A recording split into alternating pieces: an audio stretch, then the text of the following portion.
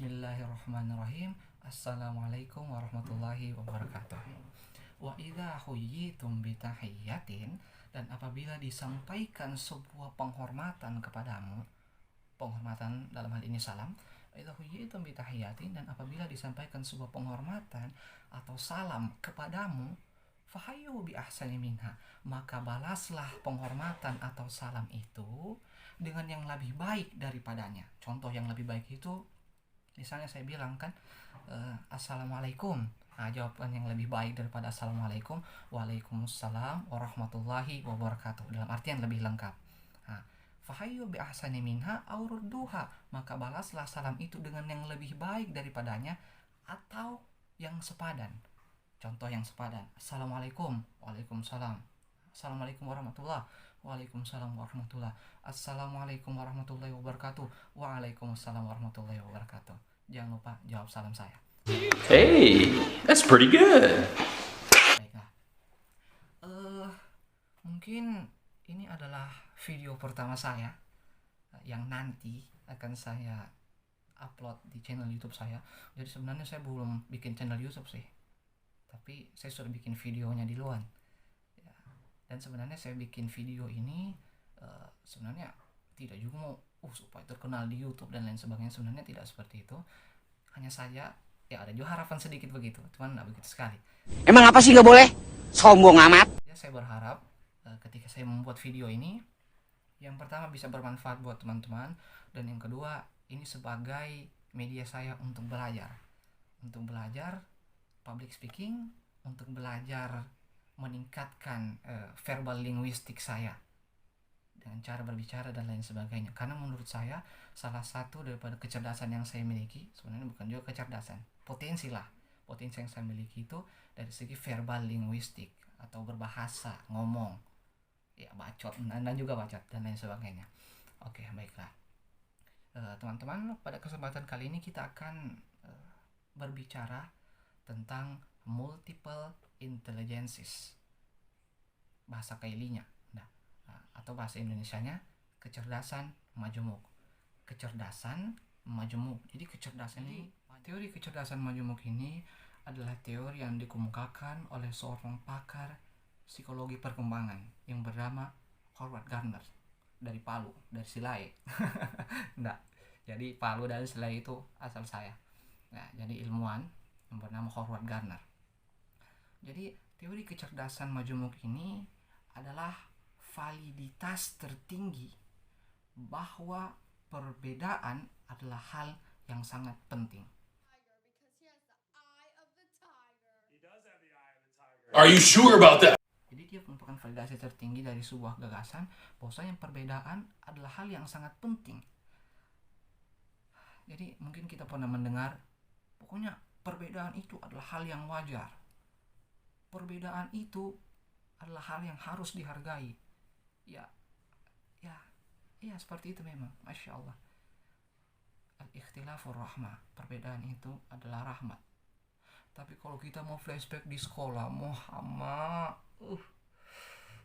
katakanlah kita flashback di SD, SMP, SMA, pokoknya pas di sekolah itu seakan-akan perbedaan adalah hal yang harus dihargai, itu kurang diimplementasikan secara sadar tidak sadar. Seakan-akan dia kurang diimplementasikan. Kenapa? Karena siswa yang cerdas atau siswa yang pintar adalah siswa yang tinggi nilai bahasa Indonesianya, dan adalah mahasiswa atau siswa yang tinggi nilai matematikanya. Apa sih ini nanti nilai matematikaku itu? Tiada juga jago. Maksudnya tidak tinggi tapi tidak juga anjlok, tengah-tengah. Ya, jadi seperti itu. Jadi semacam tidak ada menghargai perbedaan, semacam ada tidak diimplementasikan bahwasanya perbedaan itu ada. Jadi artinya kan seperti ini, seakan-akan mereka hanya menganggap bahwa kecerdasan itu hanya dua, hanya kecerdasan linguistik atau bahasa, dan juga kecerdasan logis matematis, daya nalar atau matematika. Tapi sebenarnya kecerdasan itu lebih dari itu, sehingga Howard Gardner datang dengan teorinya kecerdasan majemuk, bahwasanya seorang itu tidak hanya bisa dibatasi dengan dua hal itu, apalagi peserta didik. Karena semua peserta didik itu mempunyai potensi dan mempunyai bakat masing-masing.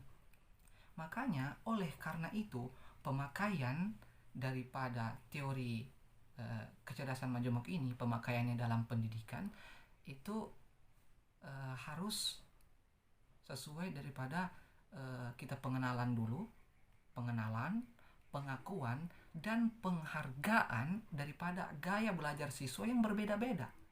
Begitupun sama pengakuan, penghargaan, dan pengenalan bahwa saja siswa itu mempunyai bakat dan minat yang berbeda-beda. Sama kayak monyet. Monyet ini kan, dia kan monyet.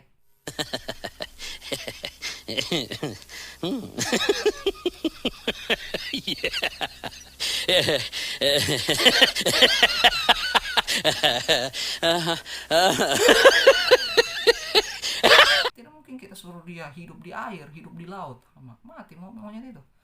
Jadi kan seperti itu. Sama dengan lumba-lumba, tidak mungkin lumba-lumba kita suruh ke panjat pohon, tidak mungkin juga monyet kita suruh terbang.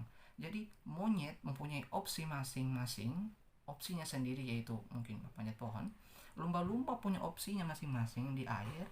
Elang punya opsinya masing-masing yaitu terbang. Sama dengan siswa itu mempunyai minat dan bakat dan gaya yang belajar masing-masing, yang mana ini harus kita sesuaikan dengan opsi mereka sendiri. Seorang yang mempunyai bakat di linguistik, ya sesuaikan dengan opsinya sehingga dia mengasah linguistiknya.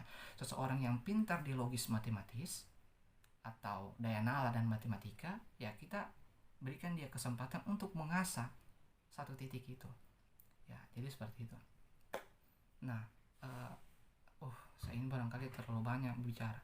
Ya memang, tapi tidak apa-apa, memang saya punya vlog ini untuk bicara banyak. Oke. Kemudian apa semua ini? 7 kecerdasan majemuk ini yang disampaikan dari tadi, banyak bicaranya.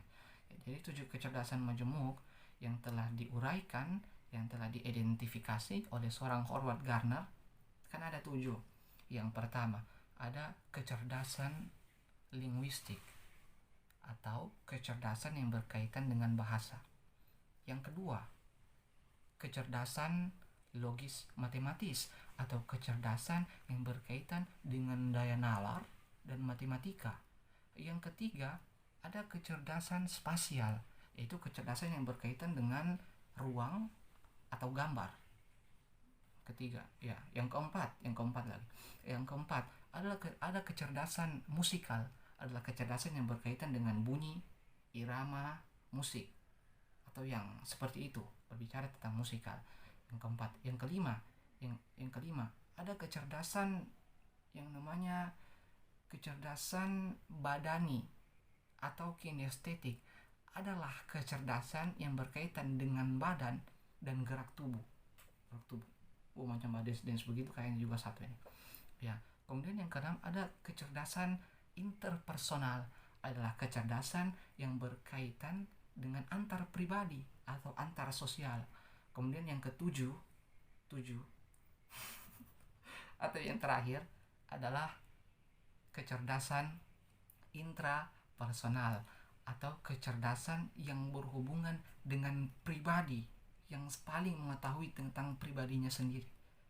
Itu ya, jadi kiranya itu saja yang dapat saya sampaikan di vlog pertama saya, walaupun belum ada YouTube-nya. Nanti akan saya upload di YouTube insya Allah. Kalau saya nonton video ini bagus, saya upload. Kalau tidak bagus, tidak.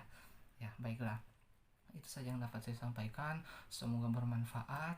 Jangan lupa like, subscribe, dan share. Semoga apa yang saya sampaikan hari ini, apa yang kita dengar hari ini, semoga dapat bermanfaat. Dan semoga Allah menolong kita semua, menghindarkan kita semua dari virus corona. Akan tetapi kita manusia juga, jangan juga terlalu namangu. Tiada saya kena virus ini.